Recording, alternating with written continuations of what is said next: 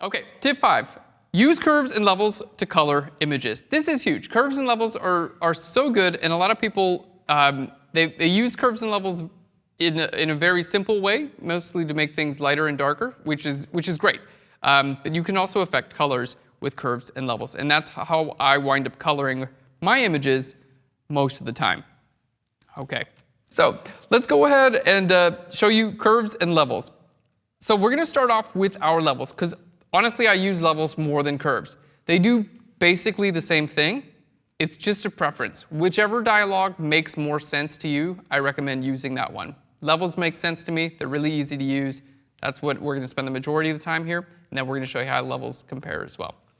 So, sorry, how curves compare. So what we're going to do here in our levels adjustment layer, we've got a few different sliders. We've got our input slider here at the top, and then we've got our output slider there at the bottom.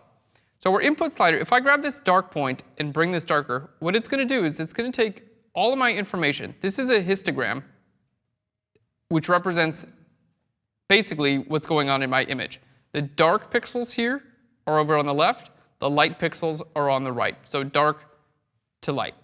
So when I move this point over from the left to the right, what it's doing is it's taking all of this information and it's turning it into black, basically. So if I continue to bring this over to the right, all of this information is now turned into black. And the rest of the information that I have is very compressed, and that's why it looks so compressed. It's just, not a better word for it. On the other side is our light. So if I take this and move this from the right to the left, it's turning everything, all this information that's over here, into white. Okay? In the middle, it's going to push towards dark or towards light, but it's going to keep my white point and dark point the same, which is great. So that's how we're working with our input levels. Now output levels are different. If we take our dark point and bring this to the right, you can see it's not making my image any darker. What this is actually doing is defining the darkest place in my image. So now the darkest place in my image is not going to be black. Okay? Now you can see it is black. If I bring this over here, the darkest point in my image is going to be right in line with here. It's going to be a pretty light gray. Okay? We can bring this over here. We can lighten up the darks in my image. I can do the same thing with the lights. The lightest point in my image now it's allowed to be white. But if I bring this right over here, there is no white in my image. The lightest point in my image is right over here at about a 50% gray. So we can use these in combination with each other. Let's say I would bring my black point up from the left to the right, okay? But I don't want it to be black. Maybe I want it to be a very dark gray. So I still have a little bit of what's called clipping going on. A lot of this information, like this tire, the detail on that tire, we can pretty much make disappear if we bring this in far enough, but it still doesn't have to be super dark. Now, you're going to start to see a lot of compression. Maybe you don't want your images to look like this, and I don't blame you because it's a little bit overdone. But somewhere right around here, you might find that you do like the balance. Let's just turn this layer off and on so you can see the before and the after there. Maybe you decide you do want the balance to be able to clip a little bit of those blacks, as well as take away some of the contrast. So everything we've done up until this point is with white and black. Now let's jump into curves. I'm going to show you how they compare there, the white and the black. We're going to go to our adjustment layer and go to curves. Same type of deal here. If I take this point and I drag this up, it's going to make my darks a little bit lighter, just like the output levels with the levels.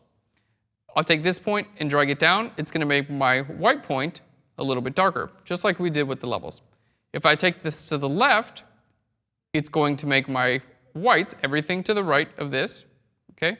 Let's just set that there. It's going to take everything to the right of this, and it's going to make it white. If I take this point and drag it to the left, sorry, to the right, it's going to take everything to the left and make it black. Okay, we can also click right here in the middle, up and down, and that's basically the same thing as if I had this levels. It's the same thing as doing this. So does everyone kind of see how curves and levels, they do basically the same thing? It's just kind of whatever format you like. All right, so we are going to adjust some color. Now, let's go to our different colors. We have red, green, and blue. So our red channel, if I decide to put more red in my image, we can do this within our curves. Take it out, it's a little bit of cyan. Okay, let's go to our green channel. If I take this out, it's going to add magenta. If I put more green, it's green. Green and magenta are opposite. Blue is opposite of yellow. So if I pull this to the right, we're going to add more yellow to our image. Pull it to the left, we're going to add more blue to the image. Okay, now this is great. That's actually well, it went a little too far there. All right, there we go. That's actually pretty nice coloring on this image. I think it works for this image. Let's delete our curves adjustment layer. So having a little bit of that blue and a little bit of the cyan into the image, it works for me, especially on the right. Maybe on the left I don't want it to be there. Not a big deal. We'll just use our layer mask. I'll paint black here on the layer mask on the left. So now we've got some red and some blue. You know what? That's a little bit too much. There we go. All right. So we've got some coloring in the image using a curves adjustment layer. So let's go back in here. Sorry, this is the levels adjustment layer, but they're basically the same. We're going to undo this, and now we're going to go back into our blue channel. We're going to show you guys one more thing you can do, like a cross-processing idea. So instead of using this guy here in the middle to adjust my midtones, we're going to change the input and the output levels of our blue channel. So if I click here and I drag this to the left, what it's going to do is it's going to put some blues into my shadows. I click here and drag this to the right, and it's going to put some yellows into my highlights. So basically, we've got a really nice cross-process look. Let's just look at the before and the after with that. So here's our before, straight out of camera, looks totally normal.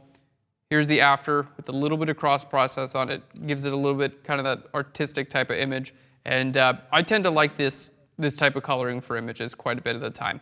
So all these things can be done using both curves and levels. So the next time you go in to color your image, you don't have to use hue saturation. You don't have to use complicated techniques. Get to know your curves and your levels, and you're going to be good to go. All right, you could even change. You know what? We played with the color of her. We played with the color of her lips earlier. Let's just do the same thing. We're going to go back in here. We're going to reset this, and I want to say, you know what? I'd like a little bit more blue in her lips. There we go. All right, let's hit Command-I on that layer mask. All right, then we're just going to paint white on the layer mask right over top of her lips.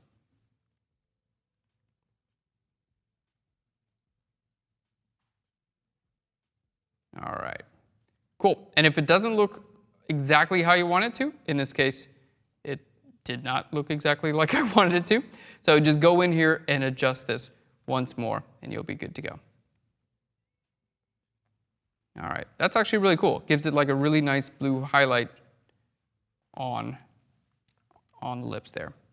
So let's look at that before and the after. Very cool. So curves and levels you can use to lighten and darken things down, but you can also affect colors with curves and levels.